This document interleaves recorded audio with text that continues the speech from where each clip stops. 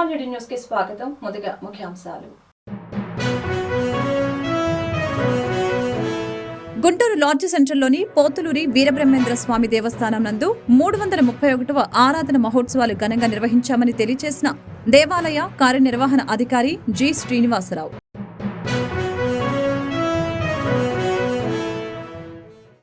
గుంటూరు సీతానగర్లో వేంచేసి ఉన్న పోతులూరి వీరబ్రహ్మేంద్ర స్వామి దేవస్థానం నందు ఆరాధన మహోత్సవాలు.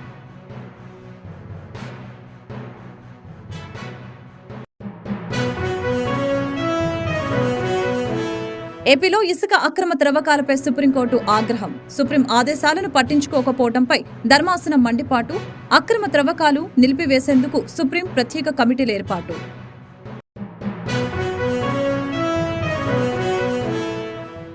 దళిత నాయకులు కలేకూరి ప్రసాద్ 10వ వర్ధంతి కార్యక్రమం. భీమ్ సేవాదళ ఆధ్వర్యంలో లాడ్జ్ సెంటర్లోని అంబేద్కర్ విగ్రహం వద్ద ఘనంగా నివాళులు.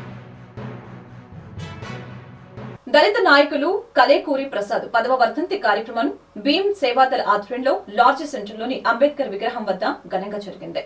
లాడ్జ్ సెంటర్లోని అంబేద్కర్ విగ్రహం వద్ద దళిత సంఘాల నాయకులు ప్రసాద్ చిత్రపటానికి పూలమాలలు వేసి వాళ్లు ఘనంగా నివాళులర్పించారు.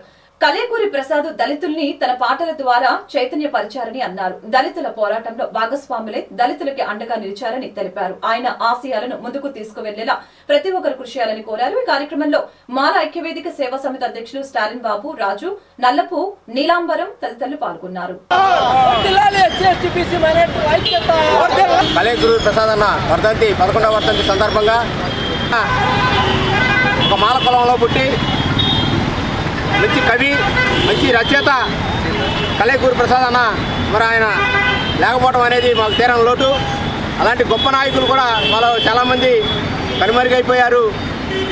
అందుకే కొంత మాలకులం అనేది కూడా వెనకబడిందని, రాజకీయంగా కూడా అటువంటి పెద్ద నాయకులు లేకపోవడం వల్ల మాకు తీరని లోటని, ఉన్న నాయకులను కూడా మేము జాగ్రత్తగా కాపాడుకుంటూ ముందుకు నడుతామని జైభీం తెలియపరుస్తూ భీమసేన సేవదళ ఆధ్వర్యంలో కలేకూరి ప్రసాద్ గారి 11వ వర్ధంతి జరుపుకుంటున్నాం.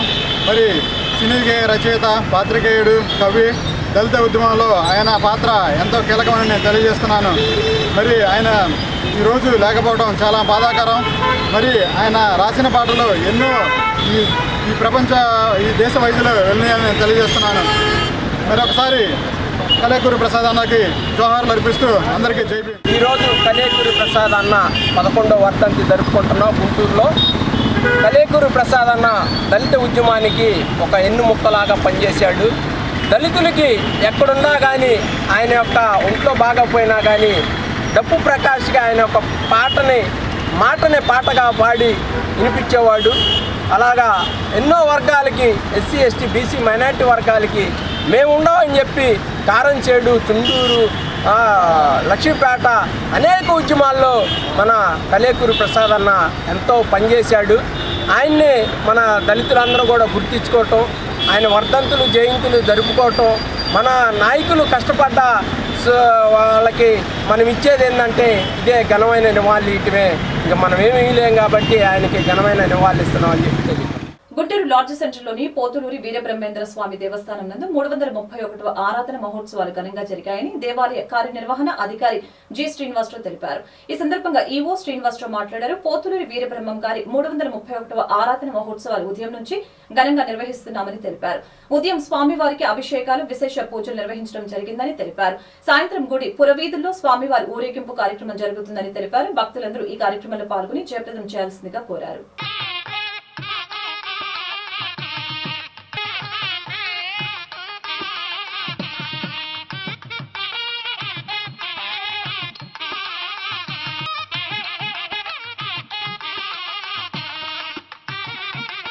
శ్రీ పోతులూరి వీరబ్రహ్మేంద్ర స్వామి వారి 331వ ఆరాధన మహోత్సవాల సందర్భంగా గుంటూరు అమరావతి రోడ్డులో ఉన్న శ్రీ బ్రహ్మంగారి దేవస్థానంలో స్వామివారికి ప్రాతకాలంగా విశేష అభిషేక కార్యక్రమాలు, పూజా కార్యక్రమాలు నిర్వహించడం జరిగింది. అనంతరం స్వామివారి ఆలయ ప్రదక్షిణ, తర్వాత మండపారాధన, విశేషంగా పూజలు, భక్తులు స్వామివారిని దర్శించుకొని పూజా కార్యక్రమంలో పాల్గొని తీర్థప్రసాదం సేవిస్తున్నారు. తదనంతరం సాయంత్రం స్వామివారికి దివ్య రథోత్సవ కార్యక్రమం పురవీధుల్లో స్వామివారు ఊరేగుతూ వెళ్తుంటారు. ఈ కార్యక్రమాన్ని కూడా భక్తులు విశేషంగా విచ్చేసి కార్యక్రమాన్ని జయప్రదం చేసి స్వామివారి తీర్థప్రసాదాలు స్వీకరించి ధరించవలసిందిగా కోరుచున్నాను. గుంటూరు సీతానగర్లో వేంచేసి ఉన్న పోతులూరి వీరబ్రహ్మేంద్ర స్వామి దేవస్థానం నందు ఆరాధన మహోత్సవాలు ఘనంగా జరిగాయని, ఉదయం నుంచి ప్రత్యేక పూజలు నిర్వహించామని దేవాలయ అధ్యక్షులు నీలా శంకరరావు తెలిపారు. సీతానగర్లోని వీరబ్రహ్మేంద్ర స్వామి దేవాలయంలో సుప్రభాత సేవ, పంచామృత అభిషేకాలతో ఆరాధన, గురు పూజ మహోత్సవ కార్యక్రమం ప్రారంభమైందని దేవాలయ అధ్యక్షులు నీలా శంకరరావు తెలిపారు. పతాక ఆవిష్కరణ అనంతరం గణపతి పూజ, స్వామివారి సహస్రనామ పూజ, అష్టోత్తరం, పుణ్య దంపతులచే శాంతి హోమం నిర్వహించినట్లు తెలిపారు. జగద్గురు పోతులూరి వీరబ్రహ్మేంద్ర స్వామి సజీవ సమాధి వహించిన దినోత్సవాన్ని పురస్కరించుకొని జరిగే ప్రత్యేక పూజ కార్యక్రమాలలో భక్తులు పెద్ద సంఖ్యలో పాల్గొనాలని కోరారు. గుంటూరు తూర్పు నియోజకవర్గ ఎమ్మెల్యే అభ్యర్థి మహమ్మద్ నజీర్ పూజా కార్యక్రమాల్లో పాల్గొని అన్న సంతర్పణ కార్యక్రమంలో పాల్గొన్నారు. ఈ కార్యక్రమంలో గట్టి శ్రీనివాసరావు, డాక్టర్ ముంజంపల్లి శివకుమార్, ఎర్రగోపు నాగేశ్వరరావు, బంగర ఏడుకొండలు నాగేశ్వరాచారి, పాలేటి వెంకట సుబ్బారెడ్డి, కట్ట వెంకట కృష్ణారావు, బుచ్చిబాబు తదితరులు పాల్గొన్నారు. హరి గోవింద గోవింద శివ గోవింద గోవింద, తల్లి మాట త్రాచు పామయ్యేను, మామ నెత్తిన ముద్దు పెట్టేరు, పెండ్లాము మాట అరటి పొండవుతాదయ్య, నందామయ గురుడ నందామయ, వీర బ్రహ్మం మాట వేదామయ. ముఖ్యంగా తెలుసుకోవాల్సింది ఇదే.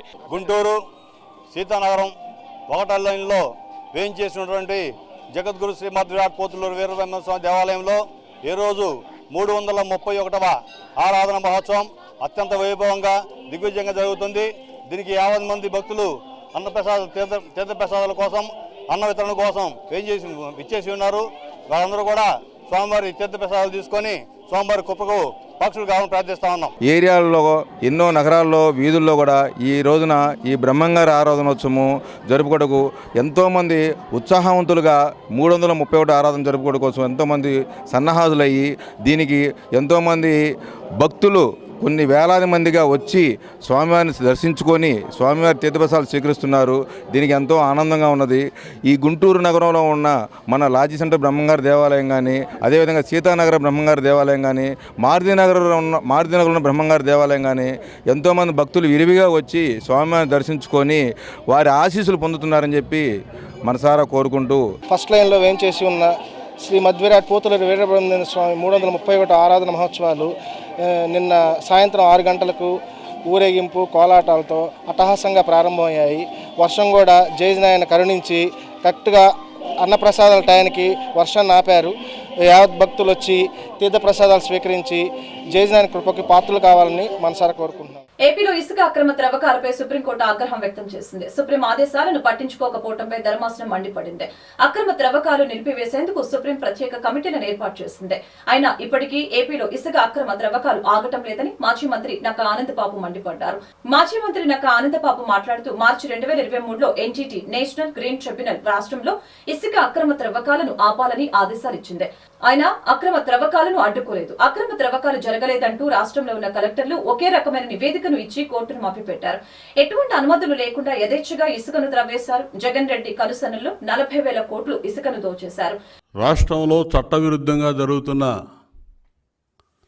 ఇసుక తవ్వకాలను అడ్డుకోవాలని చెప్పి సుప్రీంకోర్టులో పిటిషన్ ఫైల్ చేస్తే దాని మీద విచారణ జరిపిన సుప్రీంకోర్టు వెంటనే అక్రమ తవ్వకాలు నిలిపివేయాలి, ప్రతి జిల్లాలో కలెక్టరు, పోలీసులు, వివిధ విభాగాల అధికారులతో కమిటీ ఏర్పాటు చేసి ఈ అక్రమ ఇసుక తవ్వకాలు ఆపివేయాలని చెప్పి ఆ కమిటీ పర్యవేక్షణలో ఇవన్నీ కూడా విచారణ చేపట్టాలని ఆదేశించడం ఆహ్వానించదగ్గ పరిణామం. 2023 మార్చిలోనే ఎన్జీటీ రాష్ట్రంలో ఇసుక అక్రమ తవ్వకాలు ఆపాలని చెప్పి ఆర్డర్స్ ఇచ్చింది. అదేవిధంగా ఎటువంటి అనుమతులు లేకుండా ఇక్కడ జరుగుతూ ఉన్నాయి అక్రమ తవ్వకాలు, వీటి మీద విచారణ జరపండి అంటే విచారణ జరిపి ఇచ్చినటువంటి ఆదేశాలు అమలు చేయకుండా ఈ రాష్ట్రంలో ఉన్నటువంటి కలెక్టర్లు కూడా 22 జిల్లాల కలెక్టర్లు ఒకే విధమైనటువంటి నివేదికలు ఇచ్చి కోర్టును కూడా మభ్యపెట్టారు.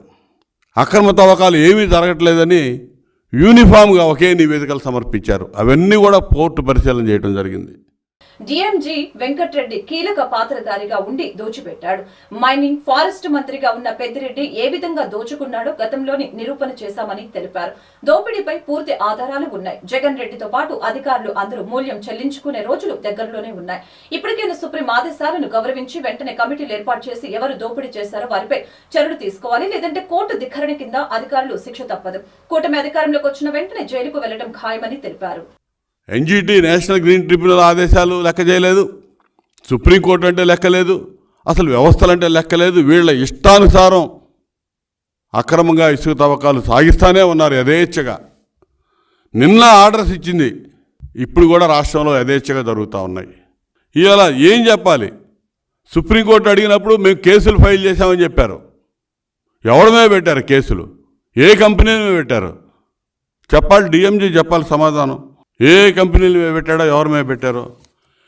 ఎంఓఎఫ్సిసి అక్రమ తవ్వకాలు భారీ యంత్రాల సహాయంతో చేస్తూ ఉన్నారని చెప్పి రిపోర్ట్ సబ్మిట్ చేసింది.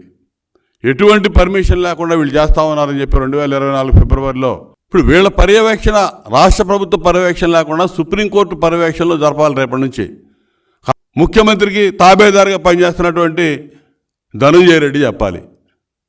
వీళ్ళందరూ ఈ దోపిడీలో పాత్రదారులు, సూత్రధారులు. సుప్రీంకోర్టు మార్గదర్శకాలు, గైడ్ లైన్స్ ప్రకారం ఇమ్మీడియట్గా కమిటీలు ఏర్పాటు చేసి, ఇప్పుడు ఇక ముందు జరిగే కాదు, ఇప్పటి వరకు జరిగిన వాటి మీద ఎవడు దోపిడీ చేశాడు, దాన్ని ఏ విధంగా రికవరీ చేయాలి, దానికి చర్యలకు ఉపక్రమించమని చెప్పి నేను డిమాండ్ చేస్తా ఉన్నాను. ఆ విధంగా చెయ్యకపోతే, ఆ విధంగా సహకరించకపోతే ఆ అధికారులందరూ కూడా కోర్టే చెప్పింది, కోర్టు ధిక్కరణ కింద చర్యలు తీసుకుంటామని. కోర్టు ఒకవైపు కోర్టు ధిక్కరణ చర్యలు తీసుకుంటుంది. రేపు మారే తెలుగుదేశం ప్రభుత్వం ఖచ్చితంగా దీని మీద వీళ్ళందరినీ కూడా జైలు ఓచలు లెక్క ఇచ్చే వరకు కూడా నిద్రపోమని చెప్పి మాత్రం తెలియజేస్తా ఉన్నా. ఎన్డీఏ కూటమి రాష్ట్రంలో అధికారంలోకి వస్తుందని తెలుగుదేశం పార్టీ పోలిట్ బ్యూరో సభ్యులు బోండా ఉమా స్పష్టం చేశారు. ఈ సందర్భంగా శుక్రవారం జిల్లా తెలుగుదేశం పార్టీ కార్యాలయంలో ఏర్పాటు చేసిన మీడియా సమావేశంలో పాల్గొని ఆయన మాట్లాడారు. ఎన్డీఏ కూటమి గెలుస్తుందని సర్వేలు వచ్చాక జగన్మోహన్ రెడ్డి నిన్న ఐపాక్ టీం దగ్గరికి వెళ్లి ఒక చిన్న ఓదార్పు యాత్ర చేశారని ఎద్దేవా చేశారు. ఎన్నికల్లో ఓటమి పాలైతే వైసీపీని మూసివేస్తానని జగన్ చెప్పగలడా అని అన్నారు. నిజంగా అదే జరిగితే అలా ప్రకటించవలసిన బాధ్యత ఉందని తెలిపారు. అలాగే అనేక సీనియర్ జర్నలిస్టులు చెప్పారు, మీడియా చెప్పింది. అలాగే ఇవాళ ఐపాక్ టీము అదే నిజమైందనేది అందరూ దీంట్లో ఉంటే ఈనాళ్ళ ఓదార్పు యాత్రకు వెళ్ళి వాళ్ళని ఓదార్చి బయటకు వచ్చి ఏడవలేక నవ్వుతూ జగన్మోహన్ రెడ్డి మొత్తం సీట్లు మాయే, మొత్తం గెలుస్తున్నాం, చరిత్ర సృష్టిస్తున్నాం, జూన్ 4వ తారీఖు దేశం మొత్తం ఏపీ వైపు చూస్తుంది అన్నాడు. నీకు నమ్మకం ఉంటే జూన్ 4వ తారీఖు నాడు తెలుగుదేశం పార్టీ కూటమి విజయం సాధించిన తర్వాత, నీ భాషలో చెప్పాలంటే తెలుగుదేశం విజయం సాధిస్తే నా వైసీపీని మూసేస్తానని చెప్పి ఎందుకు మాట్లాడవు? మరి గెలుస్తున్నానని చెప్పావు, ఏకపక్ష విజయం అని చెప్పావు, సీట్లన్నీ 175 సీట్లు నీకే అని చెప్పావు.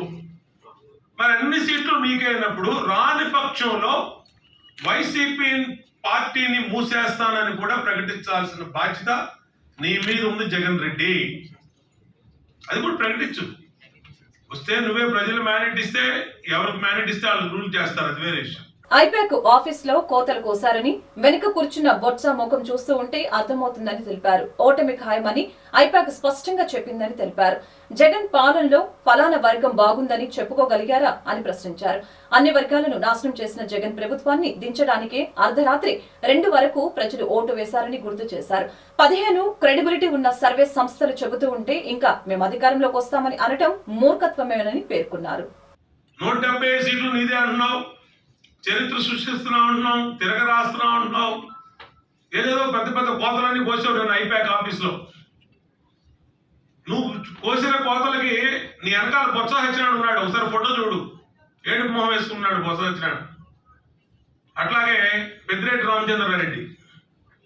మొత్తం అయిపోయింది, ఇంకా 4 రోజుల్లో మొత్తం మనకి మన అటెండర్ కూడా సెల్యూట్ కొట్టడాన్ని ఒక నిర్ణయానికి వచ్చేసిన ఫేసులు మీ వెనకాల కనపడుతున్నాయి. నీకు ఐపాక్ ఆఫీస్ లోపల చెప్పింది కూడా అదే చెప్పారు. లోపల ఓటమి ఖాయం వైసీపీకి. వైసీపీ చేసిన అరాచక పాలన, 5 సంవత్సరాల పరిపాలన ప్రజలు విసుగెత్తిపోయారు అన్ని రకాలుగా. ఒక రకం కాదు. ఈ వర్గం బాగుంది జగన్మోహన్ రెడ్డి పరిపాలనని చెప్పే ధైర్యం వైసీపీకి ఉందా? మా పరిపాలనలో ఈ మహిళలు బాగున్నారు, చిరు వ్యాపారులు బాగున్నారు, కార్మికులు బాగున్నారు, వ్యవసాయ రైతులు బాగున్నారు, వ్యాపారస్తులు బాగున్నారు, బిల్డర్స్ బాగున్నారు. ఒక్క వైసీపీ పార్టీ ఎమ్మెల్యేలు, మంత్రులు, ఎంపీలు జగన్మోహన్ రెడ్డి తప్పితే ఈ రాష్ట్రంలో బాగుంది ఎవరో కొన్ని వైసీపీ చెప్పానండి. విజయవాడ రమేష్ హాస్పిటల్లో హార్ట్ స్ట్రోక్ కి చికిత్స పొందుతున్న కృష్ణా జిల్లా తెలుగుదేశం పార్టీ అధ్యక్షులు, బందరు పార్లమెంటు మాజీ సభ్యులు శ్రీ కొనకల్ల నారాయణరావు గారిని మాజీ ఉపసభాపతి మండలి బుద్ధ ప్రసాద్ పరామర్శించారు. ఆయనతో పాటు మండలి వెంకటరామ్, సన్ఫ్లవర్ విద్యాసంస్థల అధినేత ఎండి విఎస్ఆర్ పున్నంరాజు, మెర్ల రాంబాబు, యార్లగడ్డ శ్రీనివాసరావు తదితరులు ఆయన కలిసి ఆరోగ్య వివరాలను అడిగి తెలుసుకున్నారు. తాడిపత్రిలో ఉద్రిక్త వాతావరణం కొనసాగుతూనే ఉంది. ఈ నెల 13, 14 తేదీలో జరిగిన అర్లల నేపథ్యంలో ఇరు పార్టీల కార్యకర్తల పట్ల పోలీసులు ఓవర్ యాక్షన్ వైఖరిని చూపించారు. ఈసీ సీరియస్ అవడంతో పోలీసులు రంగంలోకి దిగారు. ఉద్రిక్త పరిస్థితుల్ని చక్కదిద్దేందుకు ఇరు నేతల ఇళ్లపై దాడి చేశారు. 15వ తేదీ తెల్లవారుజామున 3 గంటలకు డీఎస్పీ చైతన్య ఆధ్వర్యంలో జేసీ ప్రభాకర్ రెడ్డి, కేతిరెడ్డి, పెద్దరెడ్డి ఇళ్లపై పోలీసులు దాడులు నిర్వహించారు. వారి ఇంట్లోని సీసీ కెమెరాలు, కంప్యూటర్లను ధ్వంసం చేశారు. ఇంట్లో నిద్రిస్తున్న కార్యకర్తలపైన విచక్షణ రహితంగా దాడి చేశారు. పోలీసులు వ్యవహరించిన తీరుపై విమర్శలు సంధించారు.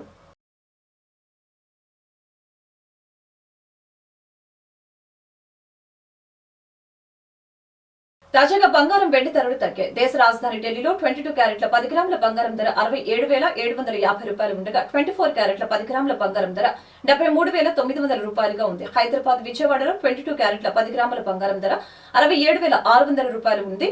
24 క్యారెట్ల ధర 73,750 రూపాయలుగా ఉంది. వెండి ధరలు పెరిగాయి. ఢిల్లీలో కిలో వెండి ధర 89,100 రూపాయలుగా ఉంది. హైదరాబాద్, విజయవాడలో కిలో వెండి ధర 92,500 రూపాయల వద్ద కొనసాగుతోంది.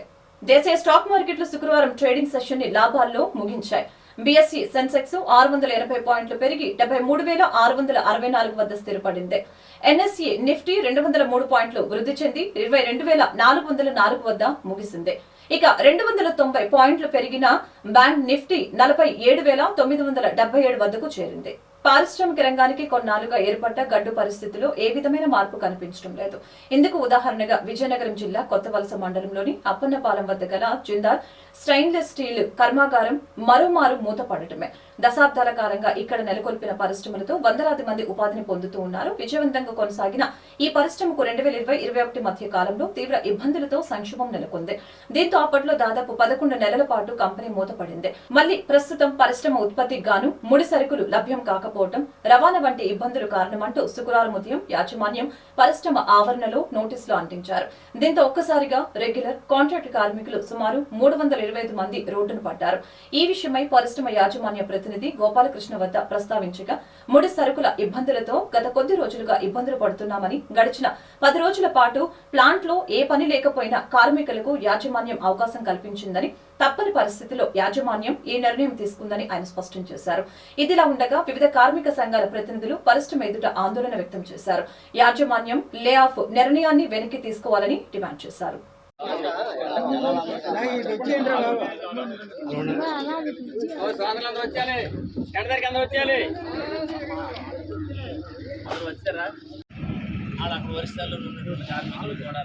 లాకౌట్ చేయడం జరిగింది.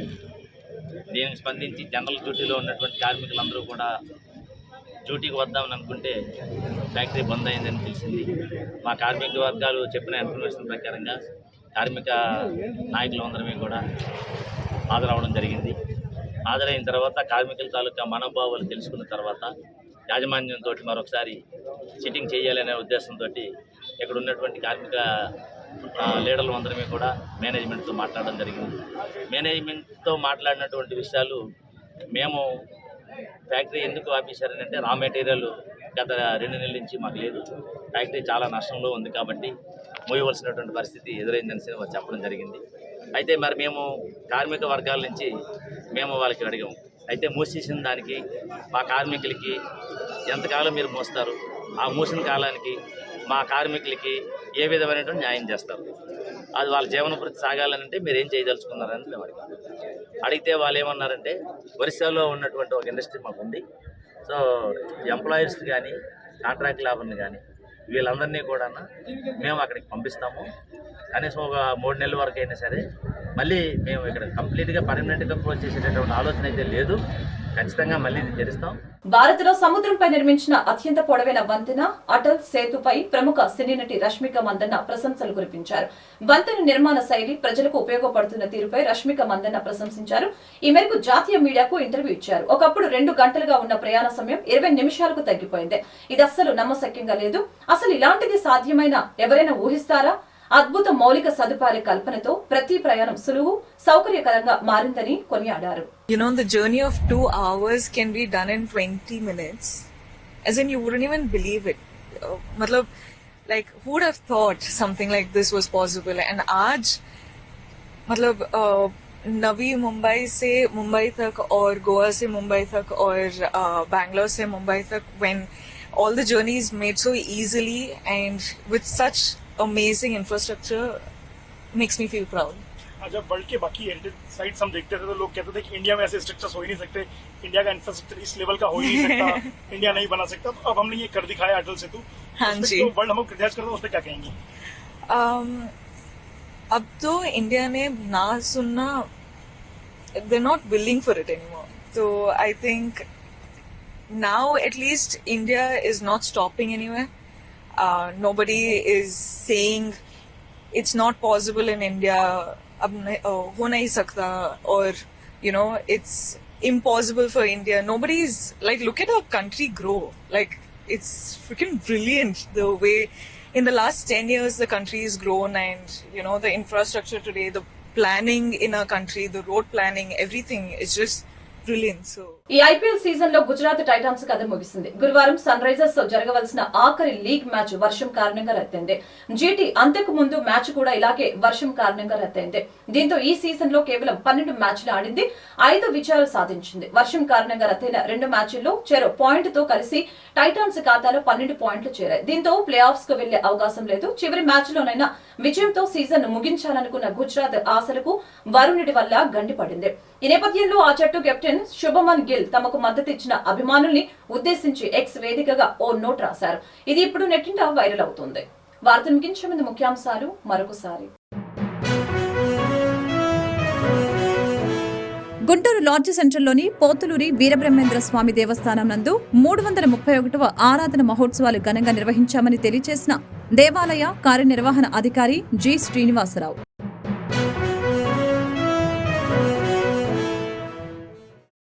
గుంటూరు సీతానగర్లో వేంచేసి ఉన్న పోతులూరి వీరబ్రహ్మేంద్ర స్వామి దేవస్థానం నందు ఆరాధన మహోత్సవాలు.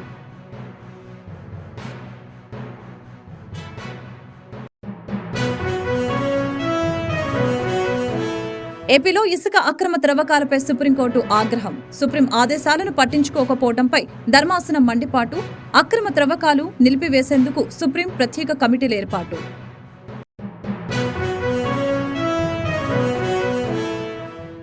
దళిత నాయకులు కలేకూరి ప్రసాద్ 10వ వర్ధంతి కార్యక్రమం భీమ్ సేవాదళ ఆధ్వర్యంలో లాడ్జ్ సెంటర్లోని అంబేద్కర్ విగ్రహం వద్ద ఘనంగా నివాళులు. ఈ వార్తలు ఇంతటితో సమాప్తం. మరొక బిల్టన్లో మళ్ళీ కలుద్దాం. నమస్కారం.